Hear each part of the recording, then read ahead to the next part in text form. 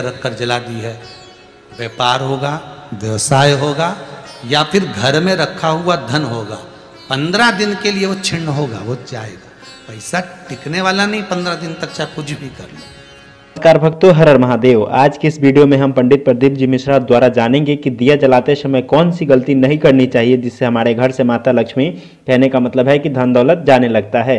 देखिए, वैसे तो दिया अक्सर इस्तेमाल किया जाता है, पूजा पाठ में हर जगह जलाया जाता है, क्योंकि दिया जलाने के काफ़ी लाभ मिलते हैं। लेकिन कई बार क्या होता है कि अनजाने में, जानकारी के अभाव में हम लोग सामान्यतः कुछ ऐसी गलतियां करते हैं जिसका कहने का मतलब है कि हमें नुकसान होने लगता है और हमें पता ही नहीं चलता है कि आखिर हम ऐसी कौन सी गलती कर रहे हैं। तो आज की इस वीडियो में पंडित प्रदीप जी मिश्रा दिया जलाने से लेकर काफ़ी महत्वपूर्ण बात बता रहे हैं, काफ़ी सामान्य गलती के बारे में बता रहे हैं जो हमें से बहुत लोग करते हैं, जिसके कारण क्या होता है कि हमारे घर से लक्ष्मी चली जाती है, लक्ष्मी रुष्ट हो जाती हैं। कहने का मतलब है कि हमारे घर से धन दौलत कम होने लगता है।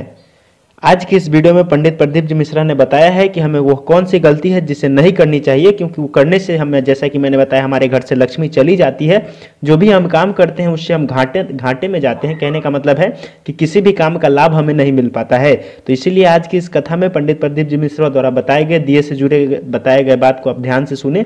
इस वीडियो के मध्य में बीच में पंडित प्रदीप जी मिश्रा ने वह बात बताई है, इसलिए आज की इस वीडियो को पूरा देखें, तभी आप अच्छे से समझ पाएंगे। तो चलिए सुनते हैं उन्हीं के मुख से आज की यह कथा और जानते हैं वो कौन सी गलती है जिसे हमें नहीं करना चाहिए। नेत्र खोल कर बोले, क्या क्या चाहिए बोलो।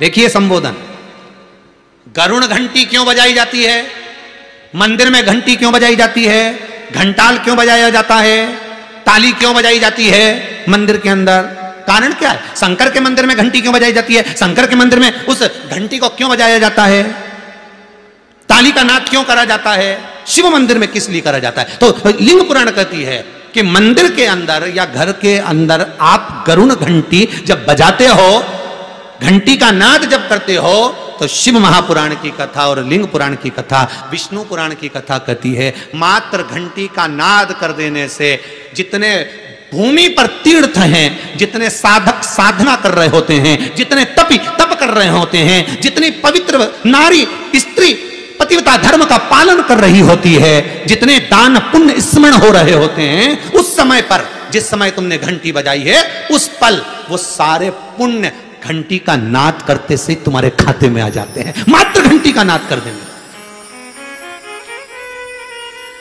शंकर जी के मंदिर में जाकर ताली का नाद किया जाता है। ताली का नाद शिव मंदिर में क्यों बजाई जाती है, उसका कारण, उस मंदिर में जितने बैठे होंगे, जो भजन कर रहा, तप कर रहा, साधना कर रहा, अभिषेक कर रहा, पूजन कर रहा, 3 बार ताली बजाने से उनका सारा का पुण्य हमारे खाते में 1 सेकंड में आ गया। और हमें लगता है हम शंकर को रिझा रहे हैं, शंकर को रिझाया, शिव ने तुरंत दे दिया। घर में गरुण घंटी का नाद करना, इसलिए बच्चों को खेलने के लिए घंटी नहीं दी जाती। गरुण घंटी कोई खेलने के लिए नहीं देता, खिलौने दे देंगे, दूसरा सामान दे देंगे, पर गरुण घंटी नहीं देंगे। क्यों नहीं देते, क्योंकि गरुण घंटी का जब नाद करा जाता है तो सबका पुण्य हमारे खाते में आ जाता है। कोई साधारण घंटी बजाना, पूजन के समय पर, स्मरण के समय पर, भजन के, इसलिए घंटी भी हर कभी नहीं बजाई जाती, समय समय पर। और आपसे भी निवेदन है, मंदिर में भी जाओ ना तो घंटी का नाद करो तो बड़े प्रेम से करो। ऐसा नहीं कि तुम लेट बजाए जाओ बजाए जाओ बजाए जाओ, ऐसा ही नहीं कि लटकी है तो बजाए जाओ। क्या मतलब, वो घंटी को बजाने के लिए आएगी? नहीं, उसका एक समय, उसका एक संबोधन, उसका एक आनंद। कई मंदिरों में मंदिर का पट बंद हो जाता है, दरवाजा बंद हो जाता है, तो भी लोग घंटी बजा देते हैं। दोष, दोष।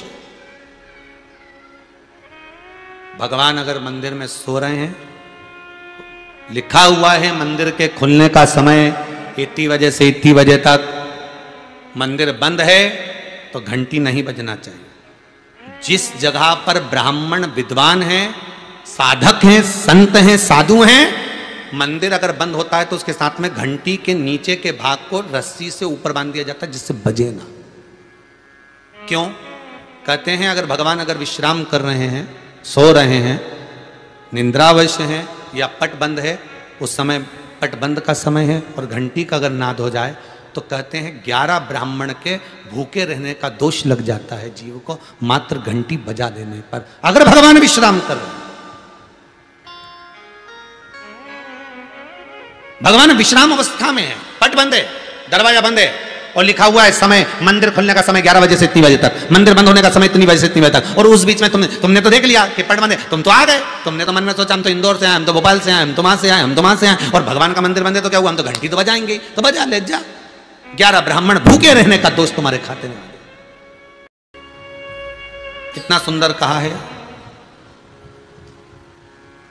शंकर भगवान को बेलपत्र चढ़ी हुई वापिस चढ़ सकती है, पर किसी भी देवता पर कोई फूल पुष्प आपने चढ़ाया, कोई पुष्प आपने चढ़ाया, ठंड का समय है या बारिश का समय है, पुष्प जो चढ़ाया हो सकता है कि मुरझाया नहीं हो। होता है ना ऐसा कभी कभी कि पुष्प मुरझाया नहीं हो, या उसमें ताजगी हो, सुंदर दिख रहा हो, बहुत अच्छा हो, और वो पुष्प चढ़ा हुआ तुमने अगर एक बार उठा लिया, उतर गया, उतरने के बाद फूल कितना भी सुंदर हो, फूल कितना भी ताजा दिखे, पर वो देवता को समर्पित नहीं हो सकता। भले उसमें सुंदरता है। ठंड के दिनों में कई फूल ऐसे भी रहते हैं, भगवान के सामने आपने एक बार चढ़ा दिया, चढ़ाने के बाद वो रखे रहते हैं तो ऐसा लगता है कि बिल्कुल ताजे से दिख रहा है, तो कई माताओं की आदत रहती है उन्हीं फूल से वापिस श्रृंगार कर देती है, या उन पुष्प की रंगोली बनाकर भगवान के सामने डाल देती है, पर वो गलत है, वो गलत है। जिस दिए में बाती लगी हुई है, बाती पूरी जल चुकी है, उसकी राख या उसका काला थोड़ा सा भाग दिए के अंदर रखा है, और आपने दूसरी बाती रखकर उसको जला दिया, तो वो जलाया गया जो भाग है लक्ष्मी को क्षीण कर देता है। 15 दिन तक व्यापार ठीक नहीं चल सकता। एक बार प्रैक्टिकल करके देखना।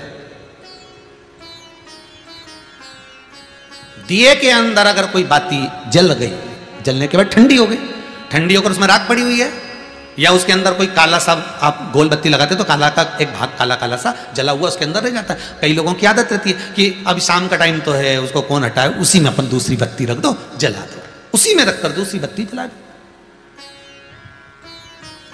भाग उसी में पड़ा हुआ है पुराना, और आपने दूसरी बत्ती अगर रखकर जला दी है, व्यापार होगा, व्यवसाय होगा, या फिर घर में रखा हुआ धन होगा, 15 दिन के लिए वो छिन्न होगा, वो जाएगा। पैसा टिकने वाला नहीं 15 दिन तक, चाहे कुछ भी कर लो, ठीक नहीं चल सकता व्यापार। तुम कितना भी दम लगा लो।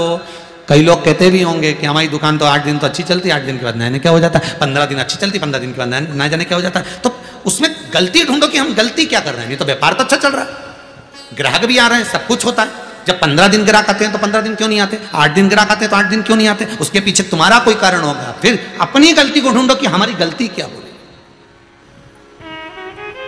तो उसमें आपको वर्णन किया था कि भगवान की बेलपत्री, भगवान का प्रसाद अगर पलंग पर रखा है तो दोषपूर्ण है।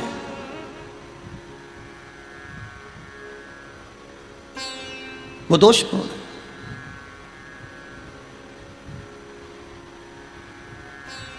अब बाबा ने पूछ लिया, इंद्र मैंने माला आपको दी थी, वो माला कहाँ है? इंद्र कहते हैं मैंने तो ऐरावत को दे दी थी। ऐरावत से पूछा वो कहाँ है? मैंने तो अपनी मस्ती में फेंक दी, पांव के नीचे आ रही है। मैं तुझे श्राप देता हूं इंद्र, तो तेरी सत्ता के विमुख होगा। जितना तुझे तेरी सत्ता से प्रेम है इंद्र, तुझे अपना सिंहासन प्रिय है, मैं तुझे श्राप देता हूं कि तेरा वो सिंहासन तेरा छूट जाएगा। माला का अंतर देखिए, जिस माला को आप लेकर बड़े खुश होते हो, वो माला अगर सही जगह नहीं जाती, जिस भगवान की बेलपत्री को लेकर आप खुश होते हो वो बेलपत्री सही जगह नहीं जाती, जिस प्रसाद को लेकर आप खुश होते हो वो प्रसाद अगर सही जगह नहीं जाता तो उसका फल क्या भोगना पड़ता है वो देखिएगा।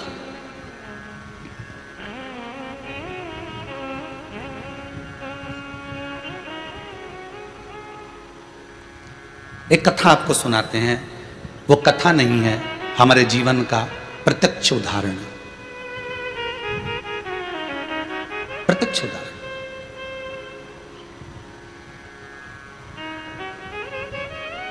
भवानी मंडी में भंवरलाल जी शर्मा रहते हैं, शायद वो कथा सुन रहे होंगे। वो कथा सुन रहे होंगे, मुझे विश्वास है। उनका नियम था हर महीने वो गोवर्धन नाथ जी की परिक्रमा करने जाते थे, और हमारा भी नियम था, हम गोवर्धन नाथ जी की परिक्रमा हर महीने करने जाते थे। कई बार ऐसा योग बन जाता था कि वो परिक्रमा पे, हमारी कोई पहचान नहीं है, हमारी कोई जान नहीं है, ये भंवर लाल जी का नाम हमको तो बाद में मालूम पड़ा कि ये भवानी मंडी के रहने वाले, वो भी पूछा उनसे, वो भी रो रहे थे तब पूछा गया।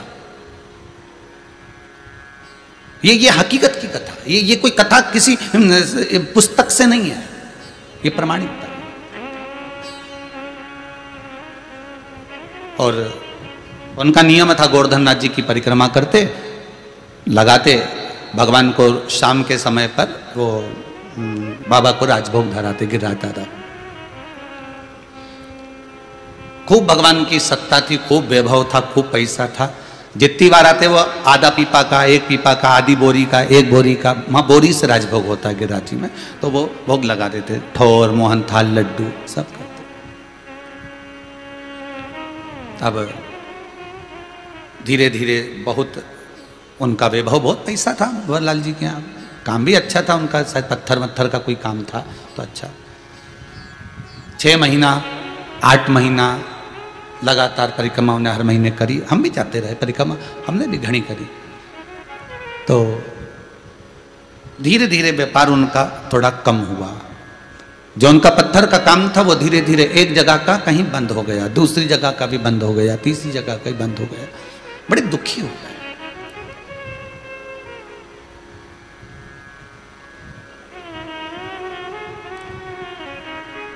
पूंछरी के लोटे के पहले मुकुट शिला आती, उस मुकुट शिला पर हम बैठे हुए थे और ये भैया निकल कर जा रहे थे, और आज ये दोनों पति पत्नी की आंख में आंसू भरे हुए थे परिक्रमा करते करते। अब मुख से निकल गया, भैया आप कौन हो, क्यों रो रहे हो, और वो भी गिरिराज दादा की शरण में रो रहे हो।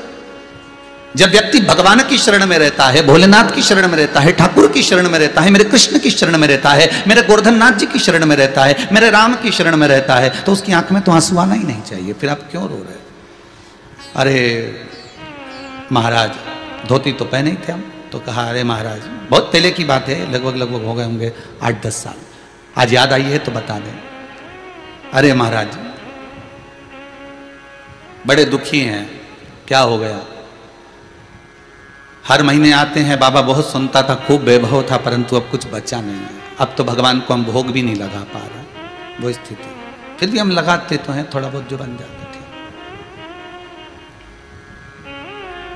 हमने कहा कुछ नहीं, गिरिराज बाबा से विनती करो, ऐसी दशा क्यों लाकर छोड़ दी, दुख दिया है आपने तो सुख भी तो आप दोगे, आप विनती करो बाबा से कि ऐसा समय क्यों लाए हो, ये समय आखिर किस लिए आया।